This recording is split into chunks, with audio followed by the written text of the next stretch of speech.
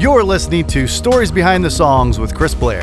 For more information, you can find us on Instagram and TikTok at SBT Songs, or check us out at chrisblair.com. Hey everybody, welcome to another episode of Stories Behind the Songs. I am Chris Blair, and we've got Julia Cole on the podcast this week. From singing her sports events growing up in Houston and winning singing competitions to moving to Nashville, cutting demos and learning how to write music, Julia takes us through the highs and lows of her music career. We're going to talk about her Grand Ole Opry debut, navigating a breakup publicly, and how she was able to transform those feelings and emotions into an amazing project. With 2 songs already out, This Ring and Bulletproof, Julia takes us through the process of writing that album and explains the inspiration and story behind each song.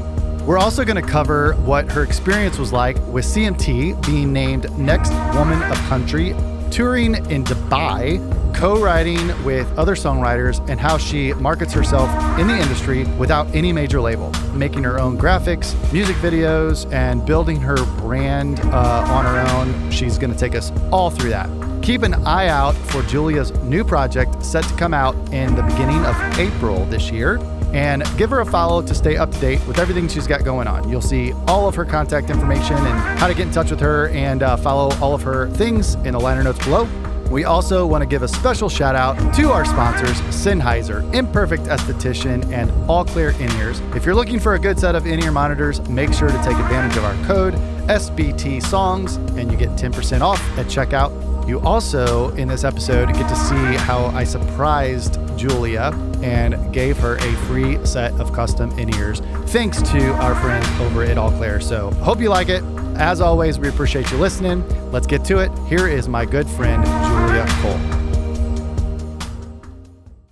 All right, here we are with another episode of Stories Behind the Songs, and I'm here today with Julia Cole. How are you? Doing well. How are you? Good. Thanks for being here. So good to be in Nashville. It's good to be home. Oh my gosh, yeah, we're going to dive into that. You've been traveling so much. Honestly, it's hard to even keep track of all the places. Yeah, I've been. I would send you a text and it's like, where are you? And you're like, oh, just Dubai, like whatever. Yeah, we will for sure dive into that, because that's like a whole story. Yeah. Well, let's go back to how it all started. Take me back to Houston, where you're from, and you were always into sports, and then you started singing for volleyball and different high school sports. Then that led to a lot bigger NFL and MLB and all kinds of stuff. So, right. Yeah. You know the story. Yeah. You got it all down. Yeah. That was pretty much it. Yeah, I started, my dad has 2 sisters and 3 daughters and no brothers, no sons. And so he was like, my mom and dad were actually here this weekend and we were just talking about this, but he was like, we had a deal. And your mom was like, I'm going to teach him piano. My dad was like, okay, well, I get to put him all in sports. Like, that's it. So I played sports my entire life. That's pretty much what I thought I was going to, do somehow professionally or forever. I just loved everything about sports and athletics, and I wanted to be involved in that somehow. And then I always kind of knew that I could sing just from doing little like karaoke stuff, or my teammates and coaches would be like, you should do our national anthem, because why not? You're already here. We would otherwise just play the same recording every single game. So it'll be fun. And I actually started as a duet with my older sister. So we were on the same basketball team. And so we would do a duet national anthem. And then when she graduated, they were like, well, do you want to just keep doing it by yourself? And I was like, I guess, why not? But I don't know that I would have just done it by myself to begin with. So she gets some credit for that, pulling me in the ring. And then my volleyball coach was the one who was like, you should send it into the Texans, send a video of you singing the anthem in. So I started the first anthem I did for the Texans was a season closer, Texans-Jaguars game, sold out, 75,000 people, jets, fireworks. And I'm like 17 and just like, this is sick. Like, it was the coolest day of my life. And that's when I got the bug. Like, I got bit. Were you nervous? I wasn't. No? And I think it's because I've done the anthem so many times. Yeah. Like, think about how many games you have in high school. And it was every single one of my volleyball games, basketball games, and other boys' team sports. Like I was doing every anthem everywhere. And so it got to a point where I, like, even when I was singing for that first Texans game, I remember I was just on autopilot kind of. I was just looking around. It was as much of a show for me as it was for anyone watching. So I was just like, look at all these people. Look at the fireworks. Look at the jets. It was so loud when the jets flew over. Yeah. And it was, and actually one of the craziest things too, my dad, he loves telling this story, but so we didn't know that I was ever going to do another NFL anthem or an anthem anywhere important. That was just like, we thought it was a one-time thing. So there were like 20 people from my family on the sidelines. I'm talking all my grandparents, like cousins, like everybody who has some blood relation to me was like on the sidelines. And I remember we had this big conference room table where they like let us sit between sound check and this room with snacks and a green room, if you will, but for all 20 of us. And my dad and I, they walked up to me after I did sound check and they were like, we need you to cut about a minute down, like, or shave it by like 45 seconds. What? And I've been doing this anthem for 3 years, every day of the week, the same way, you know? And so my dad, he looks at me, he grabs his little stopwatch, like we're about to go do timed 400s. And we go to the back room. And he's like, all right, go. And so he just starts timing me, starts singing the national anthem. He's like, that was too fast. All right, try it a little slow. Go. And then so we like timed it down to try and get it perfectly because they needed me to be done right as the jets were flying over. Because they're so loud, you wouldn't be able to hear anything afterwards. So I do remember that. And it timed up like pretty perfectly. I'm hitting the very last note and the jets go. Wow. And so there was a bit of excitement for that first one. Yeah. So that's, you get the bug then. Mm-hmm. So was it then that you were pretty much like, hey, I want to do this. I'm going to move to Nashville? I think I just got introduced to the fact that I had some sort of skill set to do something like that and not be nervous. Yeah. And everyone else around me was like panicked and I wasn't. So I realized that was something different that I was like, I should take note of that. But it kind of gave me the confidence to think I had a voice worthy of trying to sing at all. But I still wasn't thinking this was going to be a career. I just was like, okay, well, this was really fun. I wonder what other fun stuff I could do. And then I just started looking up like singing contests and stuff.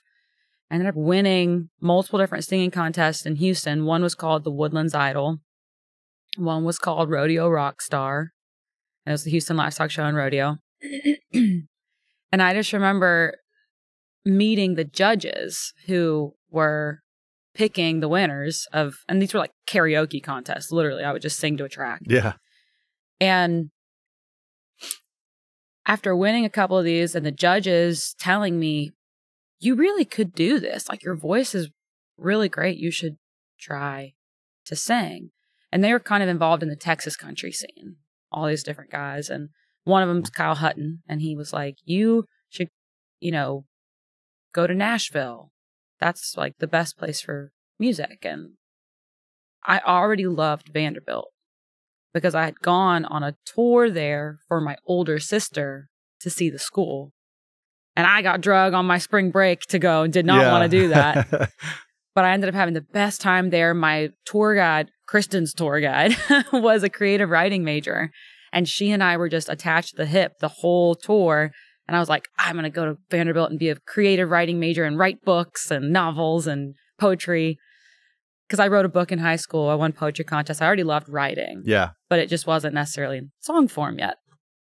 And then all the pieces kind of started to come together after that first Texans anthem because my mom had made us take piano lessons when we were little. So I didn't still really play piano, but I had theory background. Yeah.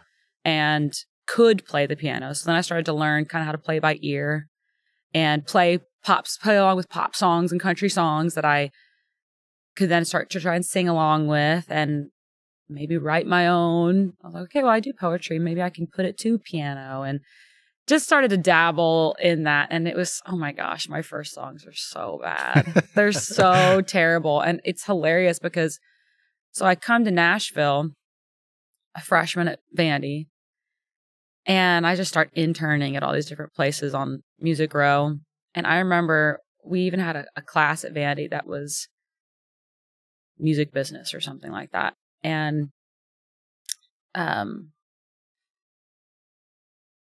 Steve Buckingham taught one of the classes there, and he produced like Dolly Parton and a bunch of iconic artists. And he took me up and down Music Row, telling me stories about all the different things that have happened in this studio, or this used to be this studio, or Elvis recorded here, or, you know, just going around. And it was the coolest thing. And I showed up to Nashville and then realized how behind the 8 ball I was. Because everybody else who moves to Nashville, they've been dreaming of doing this since they were 4, have been writing songs since they were 4, playing guitar since they were 4, have videos of them as a little kid, like singing in their, you know what I mean? Yeah. So I was like, oh my gosh, I have a lot of catching up to do. And I have to thank all of the people who were so nice to me and didn't say, you are awful, because my songs were not good, you know what I mean? I have to thank all the people who were like, there's something in there, you know, like keep working, keep writing. Let me introduce you to someone who can probably teach you something about writing. Let me introduce you to this person, this person. Steve Buckingham took me into the studio at one point and just for free recorded some of my terrible songs for me, like little guitar vocal or keyboard vocal, just demos.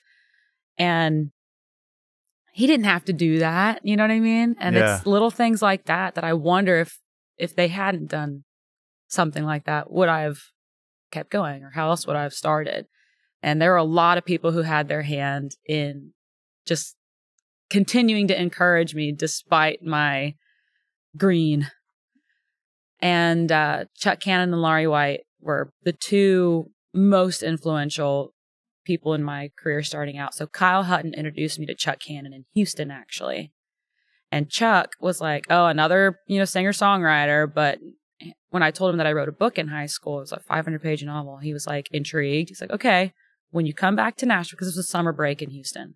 He's like, when you come back to Nashville, you have to come out to the studio at the Holler and you need to meet my wife, Laurie White. I think y'all will hit it off.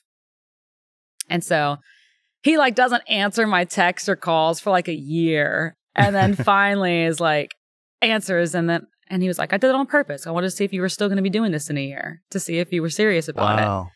And I was like, I get that. You know, they have so many flash in the pan people who show up and leave town.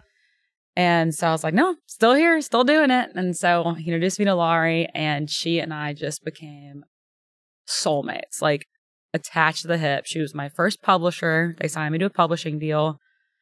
And she was my first producer. And I lived with them in the summers when I didn't have housing in Nashville, so I could stay here and make records. And they introduced me to all their hit songwriter friends. I mean, Chuck Cannon and Laurie White, for anyone who doesn't know, are incredible talents. Huge. And we lost Laurie tragically to cancer. But before that happened, I mean, so she has 3 top 20 singles as an artist herself, produced Toby Keith, Sean Mullins. She's the lead in Johnny Cash Ring of Fire on Broadway. She's the actress at the end of Tom Hanks' Castaway.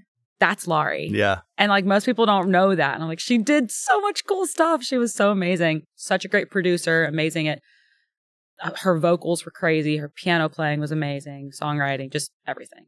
And Chuck, I mean, he has tons of #1 hits, BMI awards, Songwriter of the Year awards. Like he wrote How Do You Like Me Now, Love the Way You Love Me, American Soldier, just the list goes on and on. So you can imagine the circle of friends they have too. Yeah. And they just introduced me to all these hit writers and amazing producers and mixing engineers and mastering engineers and session players, and taught me how things work here, how to cut a record, how to pick for your album, and most importantly, how to write a song. And they would tear a song apart for me, but always with constructive criticism of why and how to make it better. And you only have so much real estate, so let's not say the same thing twice. But okay, you can't get too far away from the original idea. It still needs to point towards the hook. Like, so many lessons that I learned. Master's degree. And so I owed them a ton when I finally got to make my Grand Ole Opry debut. Laurie was the first one I dedicated to, and then second's my grandpa Poppy, who passed away like right before my debut, but he was on the stage for sure. Yeah. And so was Laurie. So what year was it that you came to Vandy? 12.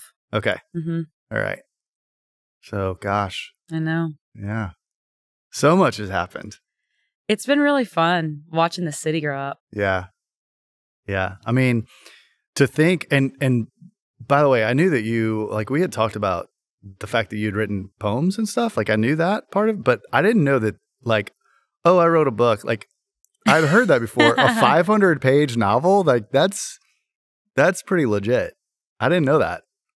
I never let anyone read it except for one of my teachers in high school. That's literally it.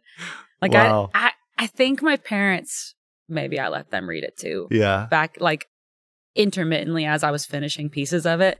But I don't know that I've ever sent the full file to anybody. Yeah. I'm sure it's terrible. You know what I mean? Like, I have no confidence in that book because it was, again, it's the only one I've ever done. It was the first one I did. I was in high school. But I did feel so accomplished when it was done. And it's a story. Oh, it was sure. 6 short stories. It's called Suspended Lives. And every different character, so they're stuck in an elevator, basically. And then each short story goes into each character's personal life. And then in between each short story, it takes them back into the elevator where they're together. And by the end of it, you kind of realize how all their lives are intertwined. And wow. it was so fun to write. Yeah. So, well, you move here. You get the master's degree from 2 just iconic people in the industry. And I mean, we've been friends for, gosh, I don't know how many years now, but, you know, you've been playing here for a long, long time. And I played the last show ever, I think, at the old listening room. Yeah, you did. Yeah. Which is pretty Yeah, cool. that was fun. Yeah. That was a fun night. I feel like I think Lance Carpenter was with us. Lance was there. Phil Barton was there. Phil. Yeah, Phil pulled me up on stage. Yeah, it was a bunch of us, and we all hopped up and did a song or two. Yeah. Yeah. Oh, it just became a jam session, really. It really was. It was fun. Yeah. And then, you know, back in 22, well, really 21, I had this idea that, like, I see all of these unsigned artists come across the stage, and it's like, they're going to be so big, you know, it's just, they're unique and all of this kind of thing. So I decided to, in 22, to start doing an unsigned artist of the month every month. And you were my very first pick. It was such an honor. I couldn't believe it. I mean, there's so many people in Nashville that I look up to and respect as artists. And then when you told me that, again, it was another one of those things that gave me that validation of, like, okay, like, you see all the talent come through here. And for you to say that, it reminds me that, okay, keep going, like, keep working, keep believing in what you're doing. There's a whole team of us. And it really meant a lot to me. Still does. Well, you mean a lot to us. I mean, it's every time you're home, which is not often anymore. I know. But, I miss it. I miss the city. I know. But yeah, so, like, I mean, since even then, January of 2022, I mean, just to see everything really explode. I mean, your numbers on Spotify and socials and Apple, and I mean, everything that you're doing, and you're still unsigned. I am. It's pretty wild because I always just had the mentality of, like, I'll just figure it out. Like, whatever I need to have happen, I'll just make it happen. And so the way it all started out is, okay, well, I had to learn how to make a music video. Fine. I'll learn how to edit in Premiere. Oh, make album art. Okay. I'll learn how to edit in Photoshop. Produce. Okay. I'll make demos in Logic. And then, you know, as I finally built that way, then I was able to start outsourcing to people who are better at those things than I am, and start continuing to build the team that way. And now I really do have a great, like, support system of people who've helped take it from, 1 million streams to 200 million streams. It just I definitely could not do it completely by myself. But if there's something that needs to be figured out, I'm not scared to try and figure it out. Yeah. But I do wonder in this next few years, like this next year or two, I'm not anti-label. I've never really tried to go out and get a deal, but I actually got a label reached out to me in my DMs on Instagram, and they asked me, I'd like changed the name of my company or something, and they asked me if I'd be interested in working with them, and they saw that I had just gotten out of my deal. And I was like, what do you mean? And they're like, you've been signed, and we just saw the company name change, so we assumed you're not signed now. I was never signed. Like, I think a bunch of people think that I've had a record deal, which is interesting to me, because I could see why people would think that, because CMT's been so supportive, and I've been on all of these like tours and stages and random things. But I think it's gonna happen when it's like the right partner. But at the end of the day, the goal is it's to play stadiums, and I want these songs to reach as many people as possible, because they can't help somebody if the person doesn't hear the song. And it's one thing if someone hears it and it's not their cup of tea, but if they never even got a chance to decide if they love the song or not, and if they needed the song or not, that kind of breaks my heart. And I know I've watched it happen with a few of my friends. They build these amazing companies, and they build this great fan base, and then a label just takes the songs even globally, Yeah. And so I wonder if that'll be a part of the equation soon. Yeah. Because I'm not anti-label. I think the great thing with you is that like you've done so much and you continue to do so much that it's like you said, it's got to be the right partner. Mm-hmm. It's not just, oh, well, here's a great deal, let's do this. You've already built it, and you're continuing to build it. And it's just one of the many things I love about you is just, do you think that goes back to doing so many sports growing up and the discipline of like the practices and the, just all of that? I will get on my soapbox and tell you all of the amazing things about athletics for the next hour if you'd like, because I am obsessed with everything that sports did for me. And I really did. I started a whole social media platform called Women's Sports Social to talk about how important having sports, at least in my life, has been for me, because it teaches you hard work, how to handle constructive criticism, how to be a team player, how to be a leader, how to perform under pressure. The list goes on and on. Yeah. And I think that has a huge part of me realizing you have to practice a lot more than you get to play the game. And so for music, it's like there's going to be a lot of days that are not necessarily on the big stage, but you still have to be doing stuff every day. The same way I played volleyball every day, even though you didn't have a game until Friday. Yeah. And working like that, I guess it's always helped me not get tired out, not get burnt out either. Because I'm like, well, it's always building towards the big game. The Super Bowl hasn't happened yet. I'm working towards the Super Bowl. The Olympics are in 4 years. I got to work towards that. It's like that kind of a mentality. But I think on top of that, it's definitely my parents. They both have been through a ton and have worked their asses off to get where they are and have built just an amazing life. And I'm in awe of them. Like, I see everything my parents have done and where they came from.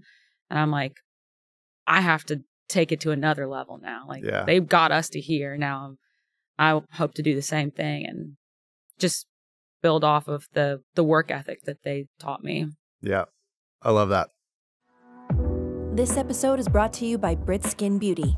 Located in the beautiful Indulgence Medi Spa in Mount Juliet, Tennessee, Brittany is the go-to esthetician for facials, dermaplaning, microdermabrasion, waxing, lashes, and any skincare products and consultations. So many people in the music industry use her frequently, and her work speaks for itself. To schedule your next consultation or make an appointment, visit britskinbeauty.com or send an email to britskinbeauty@gmail.com. Well, let's dive into some stories behind the songs. You've got dun, dun. Yeah. You've got. Do we have bourbon? Is there? I'm just kidding. Yeah. What time is it? Tequila, 9 a.m. the mezcal tequila, right? Mezcal. Yeah. Yes, I remember. I bought a bottle of mezcal tequila, Casamigos, for you. Mm-hmm. We didn't even carry it until, yep. Yeah, so you've got a new EP coming out in April. And you've got a new single that you just put out recently. Mm-hmm. And I know that there's a lot of personal stuff that is going on that created this album, which I know is hard, but also some of the greatest songs come out of that. And we don't have to dive into all of that, but I want you to just share kind of how special this new project is for you, and talk about this ring and, just everything that's coming out. This project is definitely the only one I've ever done like it in my life. And it's a terrifying project, but I'm also more proud of it than anything I've ever made. Yeah. So I know, obviously, I was engaged. The engagement has been called off, and I had the hardest time figuring out how I was supposed to handle it, because everything about it was public. Like it was in People magazine. It was like all of these, because it was supposed to be a fun thing to celebrate. And so this got called off back in the summer, and I just didn't say anything to anybody unless you were basically my family, or like we were together, like at a dinner or at a lunch. I wasn't going to like call people or text people or post anything because I just didn't know what to say or how to say it. And I think like music does for all the listeners out there, music for the creators, it's therapy. It's the same thing. Mm-hmm. And I just, from summer to now, just been writing constantly just about how to get through everything and how to process my thoughts and the things that are embarrassing about it, and the things that might make you mad about it, and the things that the family side of it, all the other people who are affected by everything. And so basically this first EP is called Life After You, and each song is a step in the life cycle of a breakup, my breakup. And it kind of starts out with the red flags. The first song is Bulletproof, and you can just tell the relationship's one-sided. And then the second song, I remember, it was literally the morning after like one of the biggest, like worst, the breakup, really. And I went into my co-write with Josh Ronan, Rachel Womack. Josh produced it too, right? Yeah, he produced it too. And I was like, we broke up last night. And they were like, what? We don't need to write. Like, you can go home, take a U day. I was like, no, I can't. He's moving out. I can't go there. Can we please just write something? Just distract me. We don't have to write about this. We can write about literally anything else. And Rachel was like, we can just talk. We don't have to write anything. And so I just, we went through this whole back and forth of, do I try to fix it? Do I stay? Or is this, do I go? Like, is this the end? And we talked for hours about it. And then this song just started to write itself, basically. Mm. And so This Ring is the title of the second song. And that's the one that is the last single that just came out. And I had no idea how many people were going to reach out in my DMs, in the comments, texting me.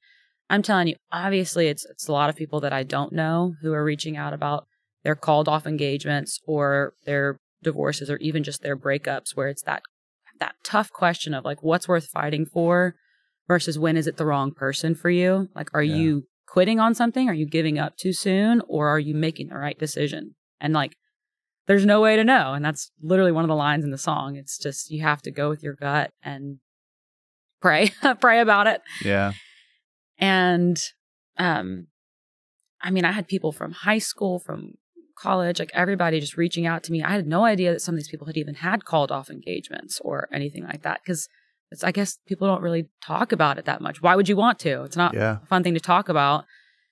And the only reason I was able to even make any posts on social media about it was because, one, I knew that song couldn't just come out of the blue after people just saw People magazine posting about this engagement. And then I sing a song about taking off this ring and I don't say anything about what happened. It would feel very, very like disconnected and also like I'm not being honest with people. Yeah. And so I remember I sat down one day and I was like, I don't know how to do this, because I was taught in my family, like, never let them see you sweat. The old school Southern, like, even I think the Miranda Lambert song all the time, go and fix your makeup, girl, it's just a break. Go and hide your crazy and start acting like a lady. I was doing that, you know? I was fixing my makeup and I was fine on the outside. But this video, I just sat my phone down on my, kitchen counter and was like, I don't know how to put these songs out without telling people what happened. So I'm going to give the preview of these songs and just kind of talk through them. And I made this video, it's probably an hour and 20 minutes of me just sitting there, like, processing. It kind of was like my own therapy in a way, because I hadn't really just sat there and listened through the songs and talked about it all. And obviously I didn't post that whole thing anywhere. That I picked like a couple little pieces out of it, and for each song, the pieces that are relevant that I think people can connect to and relate to for their own stories are the sections of it that I'm sharing. Yeah. But it was more so just for me. And I waited months, even after recording that video, to make sure I was still like okay with it being out. I didn't like record it, post it, and it was up the next day. It was like I had almost 2 months of just watching it, making sure I was okay with the pieces of it that I picked, and just trying to be honest and also still be respectful of people's privacy that this story is going to also bring into the equation. And so that's been a whole thing. And then it's been the hardest part. And obviously that announcement of the engagement being called off, a ton of my friends and stuff who didn't even know. Nashville's our jobs, think about how many people we are friends with or work with, like how many co-writers I have, all the different band members who ever play with me, all the different videographers or photographers, or like you just have a lot of different friends who you're not going to pick up the phone and call them when something like this happens. But when I did that, I ended up realizing how much of a support system and community that I have, and how much love exists in this music town. And I felt very taken care of. So it was nice, because I didn't realize that I even needed it. And all of those people, even the ones I've never met before, who were messaging me about what's gone on in their relationships or their lives, I can't tell you. I mean, hundreds and hundreds of them were like, "You're gonna be okay." You're like, the same thing happened to me, and then I met the love of my life, and we are so happy. And I was like, oh, wow, I don't think I realized how much I needed to hear this from all these people. So it's been a very mutually beneficial healing process, I think, putting that song out, but it was terrifying. I didn't want my family to be embarrassed of me. I didn't want them to, because I know people who are closer maybe to my parents are going to call them. They're going to call me. And I'm like, I don't want my parents getting bombarded about this and stuff like that. But had to put it out. This ring is out. And I feel like that was the hardest one. Now, the rest of the EP is moving forward. And so the song that's coming out next is called Texas and Louisiana. And that one, my mom would always say, you can't fit Texas and Louisiana. My parents are both from Louisiana. I'm born and raised in Texas. And whenever we would try to fit way too much into the time allotted and we were running 5-10 minutes late to something, she's like, we're always trying to fit Texas and Louisiana. We just can't do it. And somehow I was with Willie Morrison and Daniel Blakey and we're writing. And I was like, I just have this idea for trying to make the impossible possible and trying to make something happen that isn't meant to be. And that's what every lyric in Texas and Louisiana kind of points towards. Mm-hmm. And it's the actual walking away. That is the song of I'm leaving. I'm out. And it's because you can't fit Texas and Louisiana. It's just not supposed to be there. Yeah. And so then the next song after that is called Your Boy. And it's somewhat of a letter to my ex's mom, who I've known for 20 years. Yeah. And it's more of, I didn't write it it's not a direct verbatim story of my personal, all the details I don't keep exactly the same because, people deserve their privacy. But I wrote it because even in any other relationship I've been in, I think about the families that you don't really get to be a part of anymore after the breakup. And I feel like this song, it really can be a letter from pretty much any girl to her ex's mom. And it's what you want to say, but you can never say to them. And so I'm excited about that one coming out and also nervous about that one coming out. And then the last one on the EP is Life After You. And it's the story of all the pieces of the puzzle that you have to start putting together by yourself that you used to have someone doing with you. Yeah. You don't have to save a seat at church anymore. It's all those little things that change. Yeah. Well, I'm proud of you for doing it. I know that it was difficult, but also therapeutic. And writing it was therapy. Putting it out has been terrifying. Very different. What can you pick a favorite?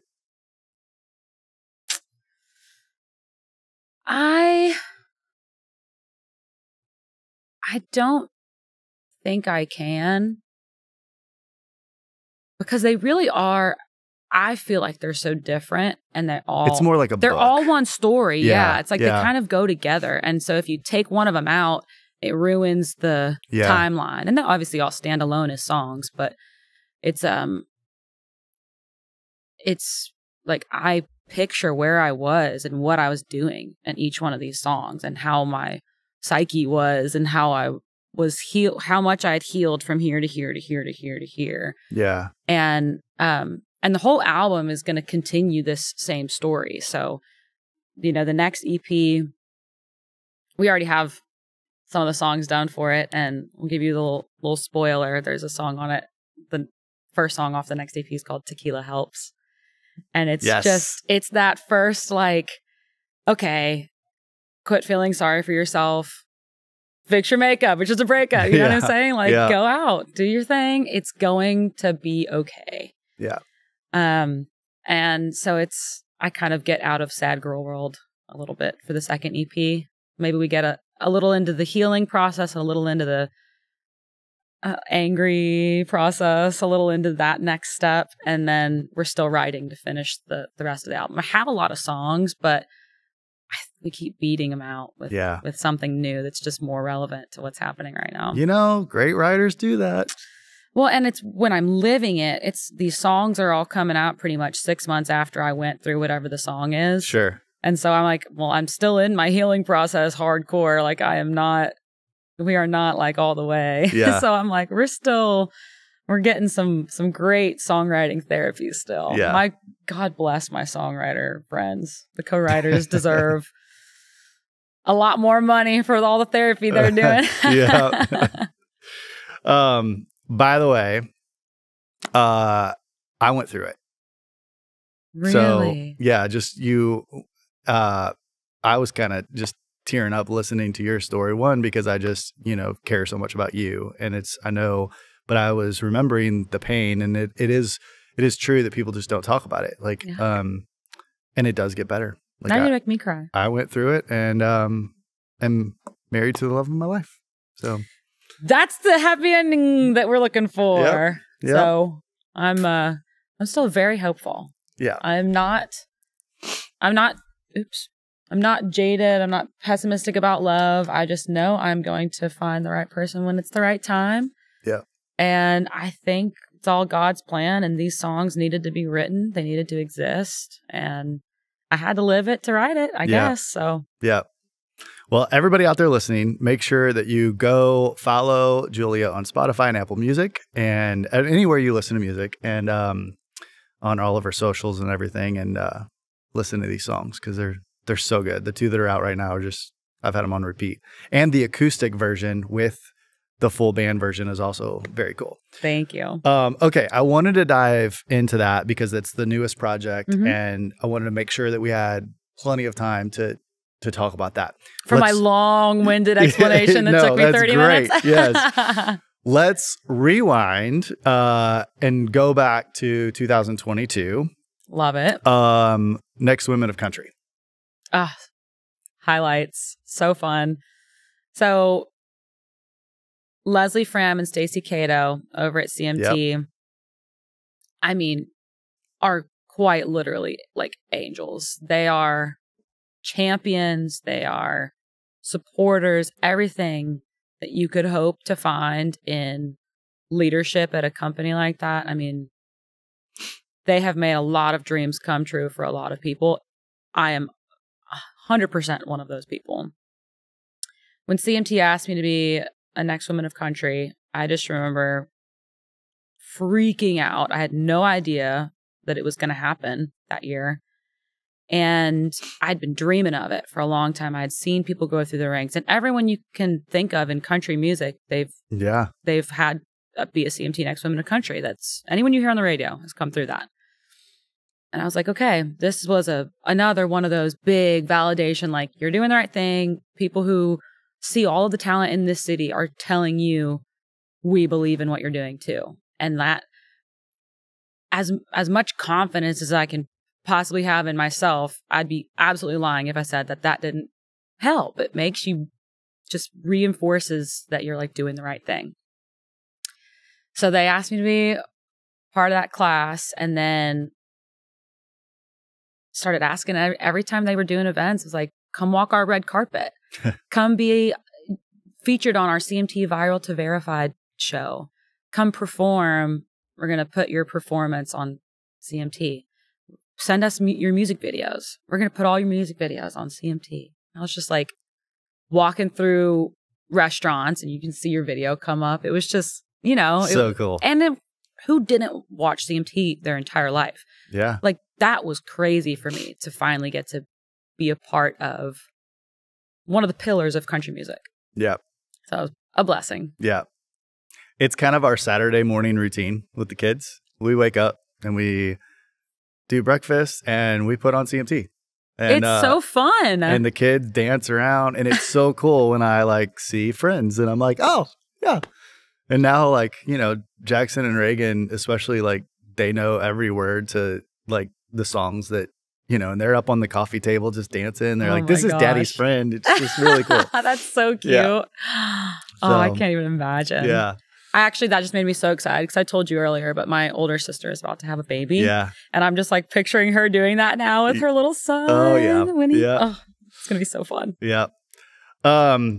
You also, I want to dive in a little bit with Chip, Charles Eston. Mm-hmm. You guys have been friends for a long time. everybody out there knows Charles Esten from the Nashville show and just everything that he's done. Deacon Claiborne. Deacon, yes. Gosh, that was or such Ward Cameron from Outer Banks. Yes. Outer Banks was such a great show. So great. So great. And I am biased, but he was the best part of the show. Yeah.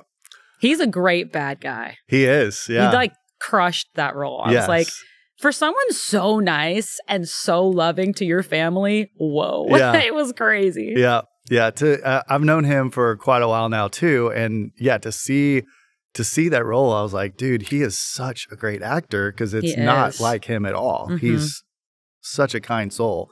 The first time we co-wrote, we actually wrote the duet that we put out together. Was that right? We were with Fred Wilhelm and Josh Ronan again, and so we were all writing things, ideas, whatever. And it was my first time really hanging out with him for an extended period of time. So I'm still trying to play it cool because obviously I know him from these TV shows, but I'm like, he's in here to write, he's in here to do music. So I'm not going to like, ask anything about the shows.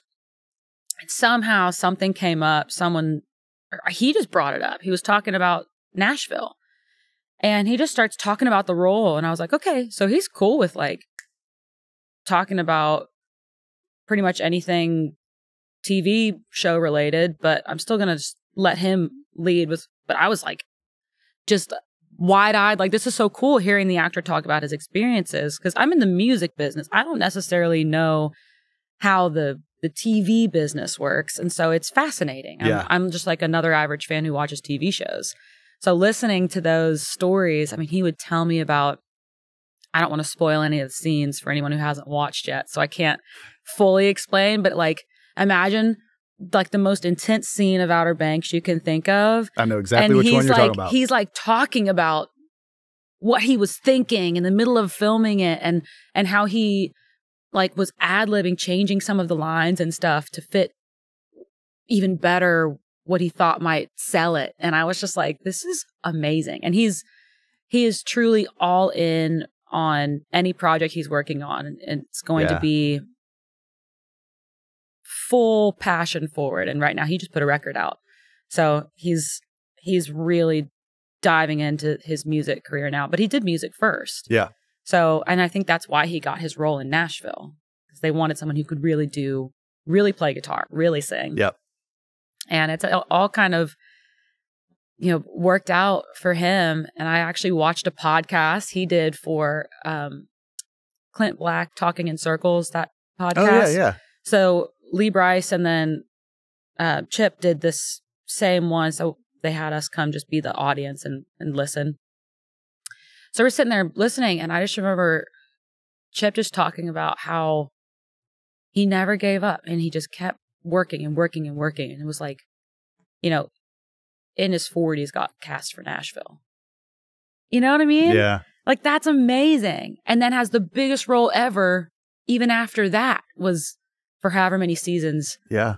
And then Outer Banks comes along. I mean, he just played on the Kelly Clarkson show, and his music videos debuted in Times Square. I mean, now he's like fully getting to do his music dreams. And it's like just amazing to watch your friends' dreams come true, but it also helps if you're chasing a dream, you watch something like that happen with your friends and you're like, this is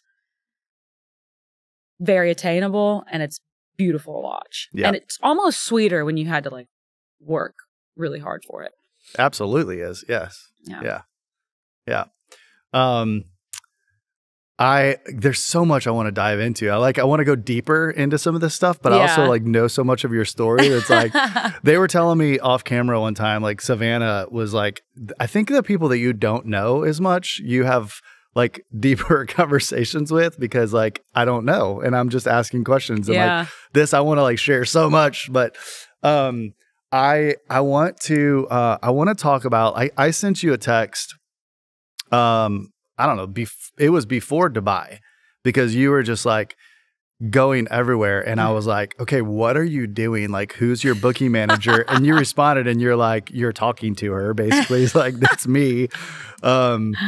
So all of your success with the touring too. I want to dive into all the stories behind that and the amazing trip to Dubai that Tiger's sitting over here too. Like I was so jealous seeing all these pictures of like, you guys had so much fun. It was so fun. It was literally the most fun trip ever. We did all the touristy stuff, like anything touristy you can possibly think of. We also did that while we were there, but I performed 2 days. So I was singing for the ALCS Championship Series, the Astros, and we were playing Rangers. And the owner of a baseball league starting in the Middle East was at the game in Houston. And he had his people DM me, email on my Instagram and just say, how do we get you to Dubai for our showcase? We're doing the first baseball game ever in the Middle East. Come on, Julia. And I was like, this can't be real. You know what I mean? And it was like 3 weeks out. It wasn't like this is happening in 6 months. We'll plan a trip to Dubai. This was like maybe a month away or something. And I was like, it was going to be Thanksgiving was when I was performing. And so I was like, this can't be real. There's no way they can get the flights, get all this stuff turned around this quickly. But just in case it is, hey, Tiger, can you call this person and see if this is legit? Because like, they say we can come to Dubai if we want. And so basically over the next 2 weeks, everything gets set up and they fly us over there. And I was like, we're not going. They were like, you can stay for like 4 days. I was like, no. We're staying for like 10 days. I'm not doing all that. Yeah. So we flew over there, longest flight ever. And we rode camels. We held a falcon, went sandboarding down the sand dunes, sand drifting in the like explorers, tried all the different food you can try there. Dubai is crazy. Went to the gold market, went to old town in Dubai, which is like, it's basically like an ode to what it used to look like. And it's really fun to just go and experience it. Met a bunch of people who I guess they're not technically locals because the locals are like billionaires in hiding, but it was all of the surrounding area influx of people who come in to basically work the town, be their Uber drivers and work in the shops and do all that. We met all these locals and got to hear their take on what they thought of America. And it was crazy being at a baseball game also in the Middle East because there were a ton of Americans. Yeah. You know what I mean? Like Dubai is a very culturally diverse place and it's a hot travel destination now. So all the Americans hear of a baseball game happening and they're like, cool. So we go all the way over to Dubai and for 2 of the days I'm just surrounded by like Americans, which is so funny. Also, never in my life did I think I would sing the national anthem in the Middle East for America. Yeah. But I did. And then they also had me do a 7th inning stretch performance where I sang Supernova, which is one of my songs. Yeah. And then I sang Take Me Out to the Ball Game. So I did 2 games and I met so many amazing people and some of the musicians. I met a handful of musicians who perform over there too. And I was like, all right, I could move here. I could just do music in Dubai. The food is so good everywhere. It was a blast. Yeah. When you go on trips like that, or just like you've done so much, like you're just on the road a lot. Do you, like what's your routine? Are you kind of in that tour mode or do you still write when you're out? I'm always writing my ideas down. But I don't necessarily sit down with a guitar and write a song while I'm out doing other things. But it's really helpful to have this list of moments that I remember and can pull back on the voice memo, or because when you get into a co-write with your friends, some of my songwriter friends, they're writing 2 songs a day every day of the week. So they don't really, some of them, they don't have a list of ideas, but they're great songwriters. Yeah. So when I can come in with all of these ideas and all this ammo that I've been collecting in all the different places that I am or that I've gone to, we can pick from that and get the actual best one out of it and then write that one.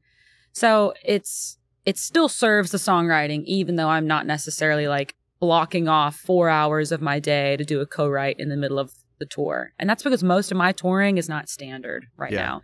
Like I'm not doing your typical bus tour through America where you have to spend all day on the bus in between sound check and the actual start time. You just have nothing to do. So you might as well schedule co-writes. Right. Songwriters will go out on the road with you.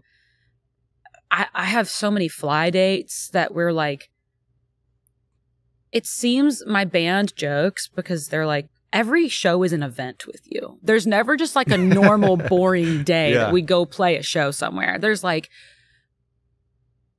I don't know how to explain it, but if I go down the list of some of these just random experience stories, it's like we end up partying with Fetty Wap. We end up, I don't know how to explain them. They're just all over the place, but it's, it'll be nice to get to a place where I can do the standard tour and hit a lot more cities that way. Because the way I'm doing it right now, we're oftentimes an opening act where I'm kind of just going wherever. It's not routed in like in a helpful way. I'm like California, New York, like just all over the place. Yeah.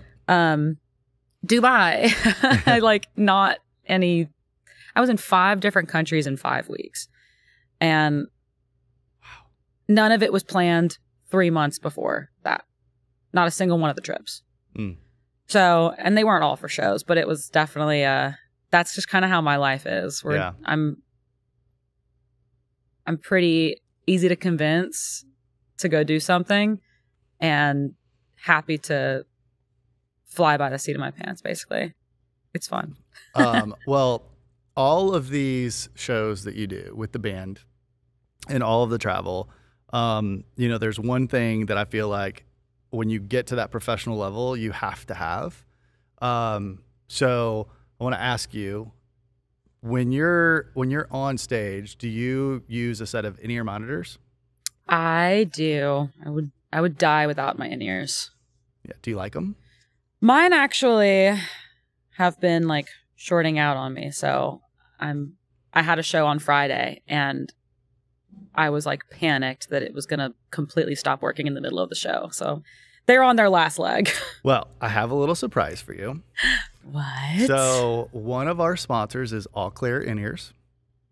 And going back to the Unsigned Artist of the Month, when we did this, I said, hey, listen, I want to give a pair of in-ears to my favorite female and my favorite male artist. And they said, what? Absolutely. So you have a brand new free custom set of in-ears that we're going to go get molded, and they're yours. I'm going to cry. Can I like get up and hug you? Yeah, you can hug me. God. Let's go. Thank you so much.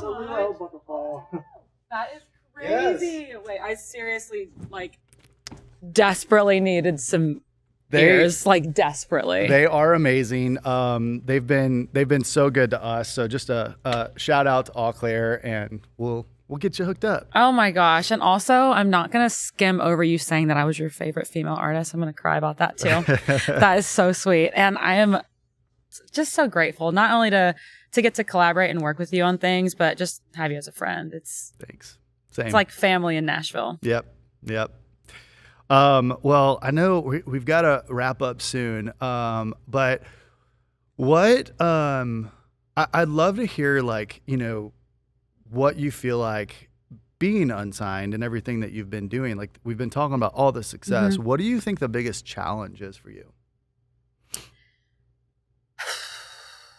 The biggest challenge is keeping all of the plates spinning simultaneously. And I think that's a challenge for every artist, but I've been doing a lot of it on my own for so long, and I have people on my team, obviously Tiger Green's one of them, he's here, but there's a few people on my team that are helping me. But even with just the number of people that we have, there are so many pieces to this puzzle. Like, just off the top of my head, someone's got to design, sell, upload merch, bring it to shows. Like, that's literally just one piece of it. Production of songs, funding production of songs, album art for every song, music video for every song, social media, promotion for every single different song for all of eternity, basically. Songwriting, there's registration of your songs for, like, all on top of having just had to write the song, learn how to play all of the songs. You also have to make sure that everything is done correctly so that your royalties go to the right people. And like, social media is its own full-time job too. Touring. People don't understand how much goes into a live show. Yeah. You have to make a set list for every show. The tracks have to be created in a live version if you're going to play with tracks. Yeah. If you don't have the exact same band every time, I've been fortunate enough over this last year and a half to really use the same band. But occasionally somebody's sick or someone can't make it. You literally have to like teach everybody, like teach an entire new set to a band. Or if you have a new EP that comes out, my whole band is learning this new EP right now. We played a couple of the songs off of it on Friday, but it's just going to keep adding on to that. So not only do you have to make sure that you've got all of the stems there and the set list right, and you've got the shows advanced so they know what type of setup you need on stage. Anyway, I'm going down to the nitty gritty of just that, but it's to try and explain that there are just so many pieces of the puzzle and there's so many plates spinning constantly that you really try to dive in and focus on one of them and the other one starts seriously wobbling, and then you have to go try to save it because you didn't give it the attention for the last 2 weeks because you had a record coming out or because you were on tour or because whatever it is. And I think I'm pretty organized, and I still have a hard time with that. So I'm sure that when you're signed, you still have to have your team on top of all that because, again, labels have so many artists. So they're not going to even be really on top of all of those things. But I think the bigger you get, you just have people who that is their main bread and butter for whatever the category is. So you have your own merch company handling all the merch stuff for you. So you don't have to handle that. Yeah. But I'm still where we're doing like all of it. Yeah. With my small but mighty crew and picking and choosing our battles, you know? Like, I know that the most important thing to me, it's by far writing and putting songs out. That is number one. So I've put that up here and I'm like, nothing is going to interfere with that, which means all the other things kind of just, they get what they can get from me attention wise and time wise. Cause I'm like, I will be writing songs, recording them and releasing them. That's my purpose. I know that I'm supposed to be making these songs for people to get to help them through what they're going through in their lives. And if I never record the song and never put it out, no one's ever going to hear it. And that's the one piece that I know no one can do for me either. You can't sing my song for me on the record. I have to do it, you know? Yeah. Someone else can eventually take over all of the logistics for touring. And I do have, my crew does all of that stuff too, but I left my agent. So I'm that's another one of the plates that I'm going to have to go get spinning, even though I'm still writing, recording, and putting out a record. I'm like, okay, I also got to go set up meetings with a bunch of different people, and it takes time. And it's fun to build your team, but it also, every minute that I'm spending doing that, I'm not writing a song and I'm not in the studio. It's all a give and take with your time. Yeah. So that's probably the hardest part.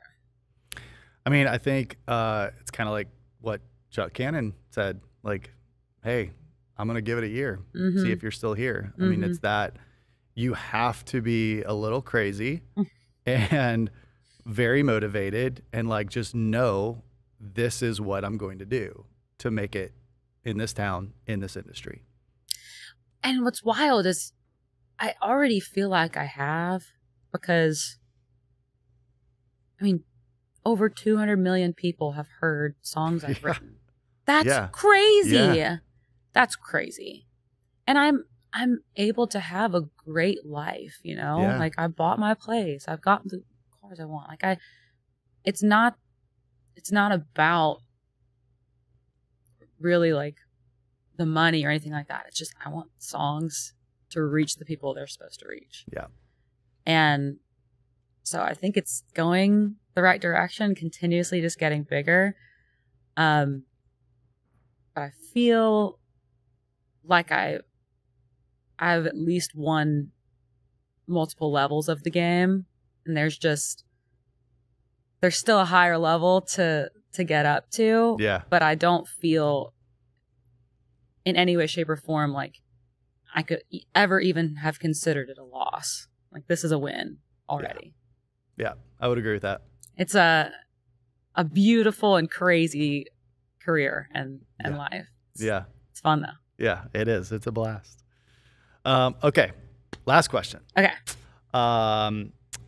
If you have to go back to 8-year-old Julia in Houston, okay, now you're here sitting on this couch doing all of the things that we've talked about and so many other things like Opry debut and things that we didn't even dive into. What advice do you give 8-year-old Julia today? 8-year-old Julia,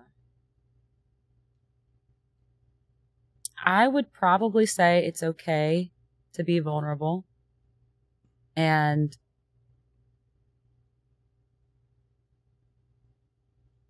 also, 8-year-old Julia is probably a little too young for this advice, but focusing on the actual art is more important than the business. And I know most artists are the opposite of as me, where they only focused on the art and they didn't build the business at all, and that's why they don't make any money or whatever. But there's a healthy balance, and I think I leaned so... When I was I majored in entrepreneurship and corporate strategy at Vandy. Like, I was a business head. I just loved marketing and business, and I love music too. But I didn't realize how much I needed to develop my art before I just focused on the business of it. And so, again, it's a little older than 8-year-old Julia, but I would say, like, really honing in on what is the beautiful message that you're trying to create and leave behind on this planet. And it's not the business side of it. It's the art. And that should be always the priority. And it is so there for me now. Yeah. Love it. It's great. Yeah. Well, it's been a blast. Yeah. Thanks for having me. So fun to catch up. Yeah. Can't wait to keep watching. And we're going to have to just have you back in a year or so and just dive in, because there's so many stories that so many. It is crazy how much I feel like. I was talking to somebody yesterday about this. I'm like, if I died tomorrow, like, I've lived an insane life already. I feel like I've lived 10 lives already. Yeah. But hopefully that doesn't happen, because we have a lot more songs to write. That's right. Yes. Thank you for having me. Thank you for being here. Well, everybody out there, thanks for following us, subscribing, all of that. And we will have all of the liner notes to follow Julia. So check that out. And make sure y'all come watch a show at the Listening Room. Yeah. All right. We'll see you next time. This has been another episode of Stories Behind the Songs with Julia Cole. And now we are going to go get some custom in-ears made. Woo! Let's go. All right. We'll see you next time. Thank you for listening to another episode of Stories Behind the Songs with Chris Blair. Make sure to give us a follow on Spotify if you enjoyed this episode, and make sure you click that notification button so you can keep notified when new episodes come out. We release brand new episodes every Tuesday, and you can find us on YouTube at Stories Behind the Songs with Chris Blair or anywhere you listen to podcasts. Don't forget to send us a comment letting us know what you thought of the episodes. We love getting your feedback, and share this with your friends. The more we grow, the more that we can keep doing this. It's our mission to bring you all of these great stories behind the songs from some of Nashville's most iconic artists and songwriters, publishers, producers, everyone in between, and a lot of my great friends. We love what we do, and we love sharing their stories with you. We appreciate all of the continued support. Thanks also to all of our sponsors, and we will see you all next week.